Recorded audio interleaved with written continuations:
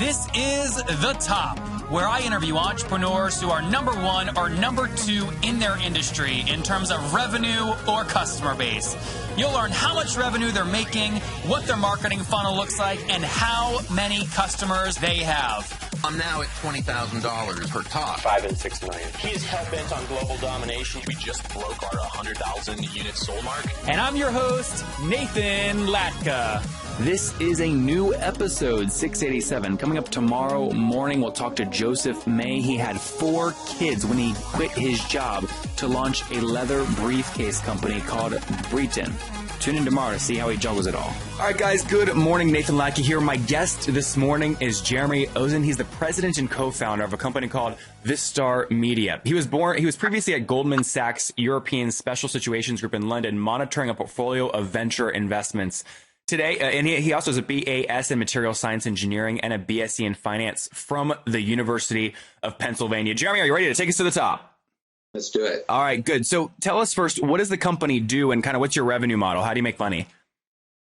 So what we do is we've connected technology to the software that runs digital billboards and similar types of screens that you might see. So you drive down the highway, you see a billboard from a company like Clear Channel Lamar. We've built technology that connects into their systems, and we're able to serve ads onto those screens. And we make money by selling the technology or the ads to advertisers or their agencies. And that's actually an interesting time. So we've got the Channel Advisor CEO actually coming up in 2 days on the show. So help us understand the relationship there. Are you paying them a cut to be able to serve ads on those platforms, or what's the relationship?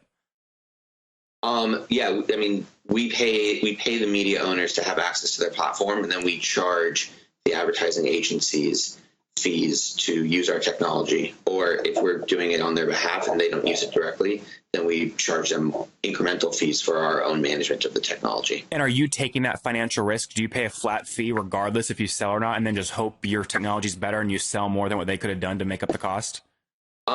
It's an interesting question. We don't actually really ever have risk on the inventory because the system is a real-time system. Okay. So with other media like Google and Facebook, where you have real-time buying of ad inventory, our system operates the same way. So we don't actually buy it up front. We only buy it when we need it to fulfill on behalf of the client. Okay. And then give me an example. So we're in Austin, Texas, right? So there's a billboard down here in Austin, Texas, run by these guys. I mean, I imagine you're not buying billboard by billboard. I mean, how do you purchase this kind of space? Yeah, it's a good question. I mean, so our technology connects just the digital ones. We have access to whatever inventory they make available to us. So it's typically what they haven't sold through their sales team. And the extra special sauce that we add that I didn't mention is that we use data, which is actually very timely with everything going on with the FCC and the telecoms. But we use data from telecoms, specifically the location data of consumers, to analyze where people are throughout the day. And so we use that data to inform which billboard to buy and when. So we're physically not taking billboard by billboard. That's sort of the old school, call it manual process. We use data to inform which billboard, and that can change. If we're looking for, high tech people in the Austin area, maybe they're in downtown during one time of the day and they're, by Lake Austin at another time of the day. And we're using the data from the telecom operators to inform that. That's interesting. So I want to ask some questions in a second about kind of where this dump of excess inventory is by these digital billboard guys that it sounds like you're buying from. I imagine there's a marketplace or something there. And then we'll dive more into the business. But first, man, tell us more about your story. I mean, it sounds like, if you're working in finance, you've got a pretty good gig going. Why give that up? Yeah, my story. He's smiling big. For those of you not watching the video, he's got this big old grin right now, right? Well, because the funny thing is that in the bio, I'll have to walk you through everything. So I started at Goldman at a group called the European Special Situations Group, which was like a totally silly name. Like you get to get off an elevator and it was totally James Bond, walk a different room that was separated from the rest of Goldman, and it was in London. And it didn't even fit across the door. It was European and then Special Situations and then group. What is a special situation? So for them, Goldman was split into 2 groups. The one that bought and sold stocks. So that was the principal strategies, and we did literally everything else. So Special Situations was we bought companies, we made VC investments, we bought we would buy like airplanes in like the 9/11 downturn. Like actually, that's one of the ways they started, was like buying distressed assets. Oh, interesting. So things that were not in favor, but it had to be something outside of a stock that you could buy or sell. So that was that group, and I did that for about 2 years, and then actually went from there to a hedge fund based in Monaco.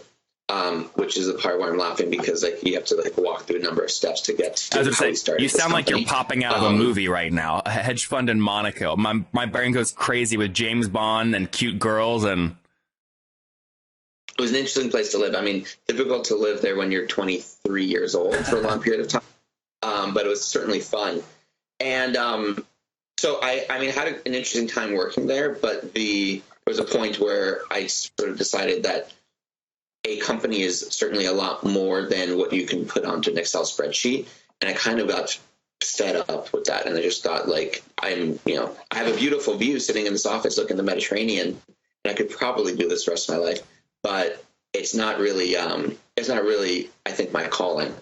And I had become friends with some entrepreneurs in Monaco. I mean, obviously it's a place where people go to avoid taxes. And so you have a certain clientele, let's call it, that lives there.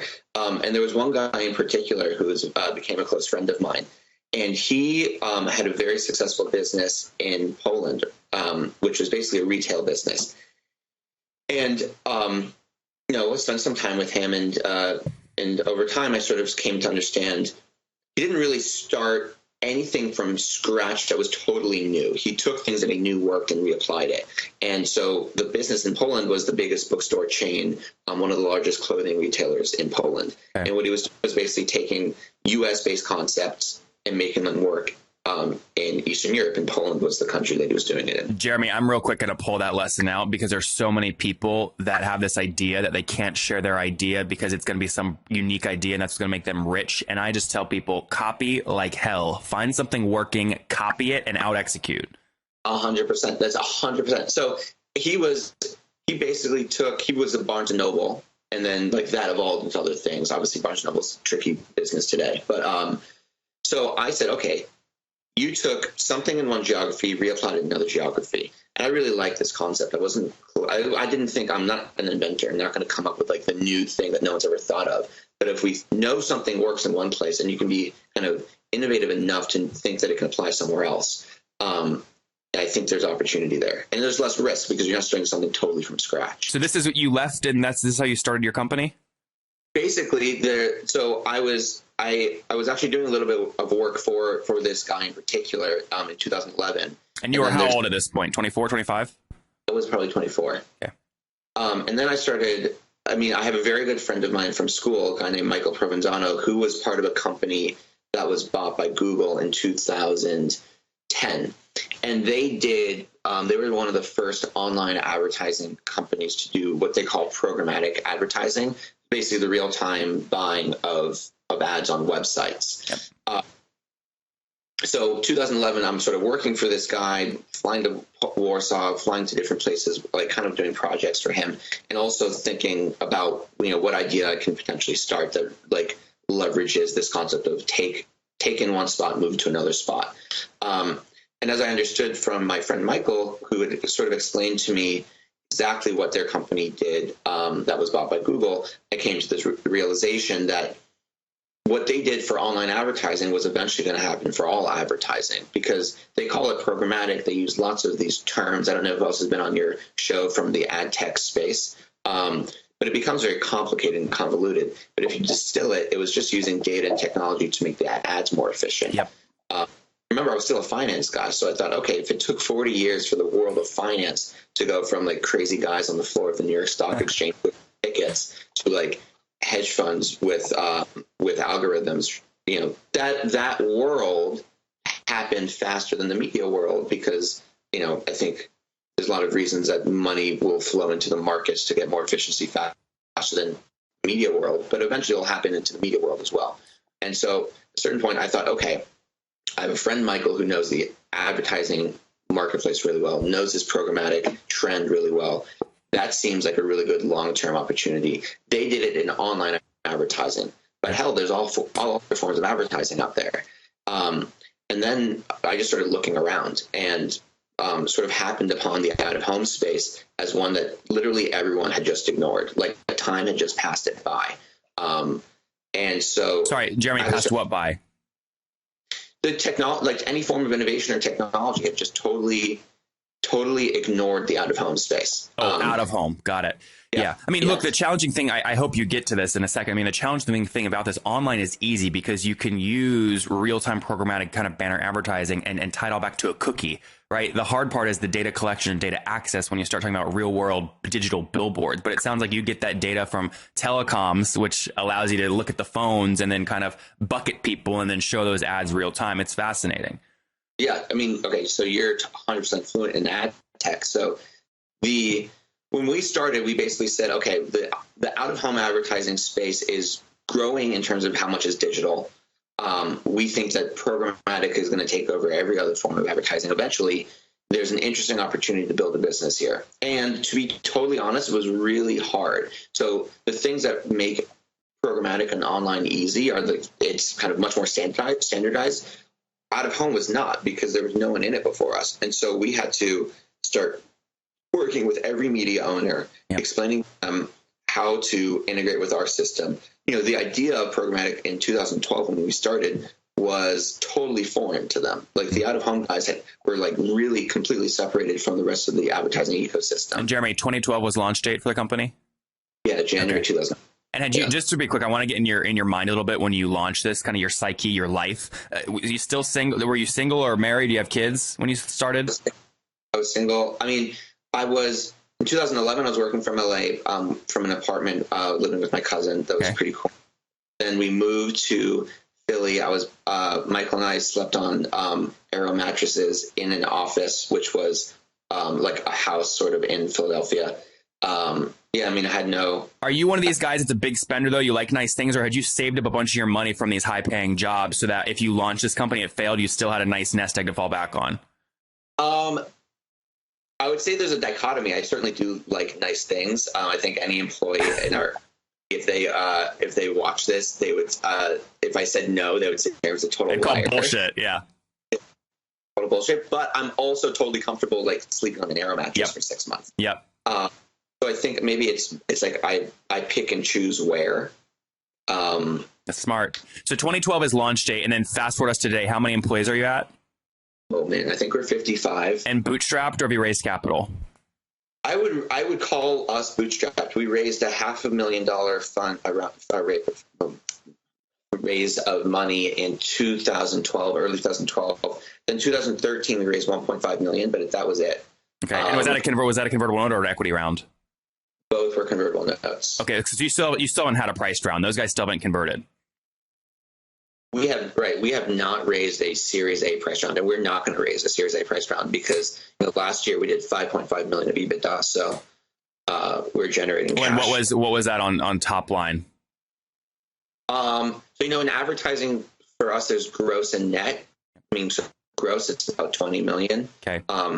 So like 25% each. Jeremy, do you put what you pay for the right to this digital billboard real estate? Do you put that above the line or below the line?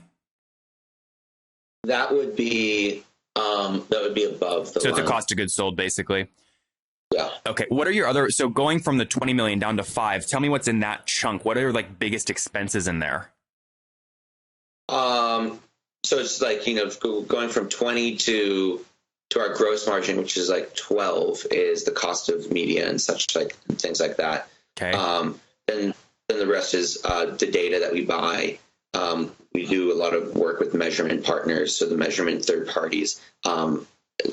Hosting through AWS is a chunk, and then rent and employees is got it. So just to put this in one little bucket for people to understand, so on $1 of top line revenue, you've got 12 cents on cost of goods sold. That's buying the ability to put your media up, and then under that, you've got about another. We'll take it down to 25%. So you've got about 60% in there that is just head count, office space, etc. And then you're taking about a 0.25% or about 20 cents down to the bottom line. Is that right? Yeah, I mean, 20-25% is EBITDA. So. Yeah. Okay, great. That makes good sense. Now, let me ask you a question. You're a finance dude. I mean, you're always looking at your P&L going, how do I juice returns? I imagine you could pretty easily eliminate that 12% kind of payment you have to make for this media if you just did like a big round and bought out some of these larger folks that own digital billboard companies. Have you thought of that? And is that something you'd ever do? Once we were walking through the San Francisco airport with a guy who was working at the company in sales at the time, and I was like, you know what we should do? We should buy Upfront. And Upfront is the old CBS outdoor business, which is a publicly traded $2 billion company. Yep. And I was like, we can make so much more yield on their inventory. We should go buy. He was like, that's great. That's amazing. And I was then like, that idea basically died in the San Francisco airport. Why? I mean, at that time we were like 3 million in revenue, and so like it was just like a random idea that came into my mind, and then left, like a lot of ideas that have. But I think there's a big difference in our model in terms of capital required versus the billboard guys. If you install a billboard that costs like $250,000, they're more in the real estate game. And we're in the software, technology, sales, and marketing game. There's a lot more capital efficiency to it. It would be like a totally crazy and awesome move to like raise $1 billion and go buy like the billboard players, which I feel like you could do. Maybe in this market. I mean, you know Monaco, right? There's $5 trillion sitting there, right? Yeah, as long as it doesn't get taxed, it's fine. Yeah, I think that in some ways, I like to describe us as the biggest billboard company in the U.S. because we, in fact, have all of these partners that we work with that are on their own, certainly big players like Lamar, Clear Channel, Outfront, then, guys in places like airports and office buildings. But we connect to all of them. So in some sense, we're like a virtual out-of-home network with all of this inventory. And going and spending a huge amount of cash to spend on CapEx is, sort of ruins the beauty of our model. Look at how little we've raised. But you're making them more money. Like, I don't know what the measurement is, like per digital foot of like digital billboard, your yield is higher than ads they run themselves, correct? Yes, because we're bringing in new money onto their screens that they weren't selling themselves. And so they have the direct sales effort and we have our effort that's bringing in new dollars. I don't 100% know if the rate at which we sell is a higher rate than they're selling on their own. Got it. So you don't know if you have the leverage to be able to call up the CEO of ChannelWise and go, look, our contracts with you, which span all your billboards 100% across the country, we're canceling unless you give us 10% of the business. Like, you don't think you have that leverage yet? It's also not necessary. I mean, because we're the only player that does programmatic out of home. So, as long as we're a good partner with all of them and we make them money and it grows every year, the pie is so big. I mean, it's a $7 billion market. The digital part is about $2 billion. What's the $7 billion part? That's just total money spent on billboards annually? Yeah. Okay, interesting. The digital part's like 2. It's growing like 25% per year. So, Jeremy, last question here before we wrap up. How old are you now? 30?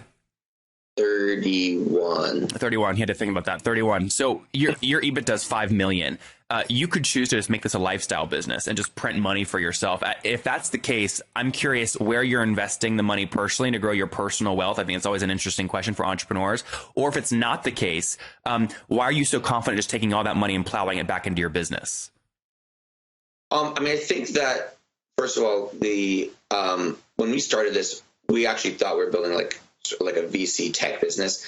I don't know that we think about it as a lifestyle business just because we're profitable. I mean, it doesn't necessarily make a lifestyle business. I think we do hope for a big exit to a Google or a Verizon one day. And so, we build the business to have some form of exit at some point. The way that we think about it is, we haven't taken dividends or like don't take huge salaries. Because, the dollars in our pocket today are, sort of a waste. If we can spend that money and hire more engineers or more salespeople, and EBITDA is now 10 next year instead of 7, we just grew enterprise value a lot, and we all own a big portion of the company. And so each dollar plowed back into the business is worth it. And I guess the best way to grow your value normally is through growing your business, because you don't know anything. Anything else is going to be much riskier proposition of cash spent. If we took a bunch of cash out, what would we do with it? Yep. That's exactly why I asked. You mentioned you keep your salary low. What do you pay yourself? $50K per year. Really? Wow. Okay. Interesting. I was thinking you might say like 150 or something. I was going to grill your ass and be like, that's a lot. So 50K, that's really low. Where are you living? In New York. What? Okay. Yeah. So you've got some savings. You're also kind of supplementing that, or are you just good at living on a little, right? Yeah. They're not commenting on certain elements of it, but yeah. All right. I didn't be profligate. Yeah, I guess that's Jeremy. What do you do? What's your goal 2017 in terms of EBITDA? 10. So guys, I'm so glad to be back in Austin. I just got back from a major tour of Southeast Asia, went to Sydney, Bangkok, Bali, and Japan. And, I always get sick when I travel. And this particular trip, my gosh, 15 different airports, 20 different hotels. I mean, imagine flushing in airport bathrooms. I was worried about germs and getting all the nutrition I need. I mean, finding a restaurant in Japan, difficult because nothing's in English. So it's hard enough to figure out the train system. But my point is, I had a guy named Drew Canoli on the show who said, Nathan, if you're concerned about that, take these little green packets with you. You just mix them once per day with water. They'll keep you super healthy. You get all your nutrients, and they'll keep you from getting sick. So I took them. And guys, they worked unbelievably well. I got no sickness, just mixed them with water once per day. They didn't make my water bottles all sticky. That's like nice. A lot of these mixers, they make them sticky. It was very clean and smooth. Took them once per day, never got sick. So they've got 11 superfoods, and they're perfect if you're not traveling, but you're just on the go from your office to work. So you can check them out at nathanlatka.com/juice. That's nathanlatka.com/juice. 10. Nice. All right, guys, let's wrap up here. Jeremy with the famous 5. Number 1, what's your favorite business book? Ooh. Wait, I know you want to go quickly, but I've read so many. Take your time. Sam Walton's biography was pretty badass. This guy. That one. Yeah, that one with his hat. It's awesome. I totally agree with you. You guys can see, I don't know if you guys can see in the screen. This was like, I got this on some back shelf for like $5.88. And I'm like, this is going to be a shit book. And I opened it and I read it in one sitting. It was unbelievable. I read it on the beach in like a day. Yeah, it's one of those. It's amazing. Tons of lessons in there. Number 2, what's your, is there a CEO you're following or studying right now? I love the 3G guys, the Brazilian guys. I don't know if they're actually the CEOs of their businesses. John Paul George or whatever his name was. He partnered with Warren Buffett on the Heinz deal. Yeah. Those guys are interesting. Let's put it that way. Number 3, is there a favorite online tool you have, like Acuity scheduling?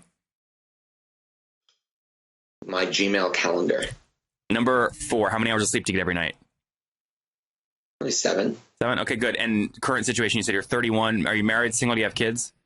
I have a girlfriend. Okay. No kids. All right, so last question. Take us back 11 years. What do you wish your 20-year-old self knew?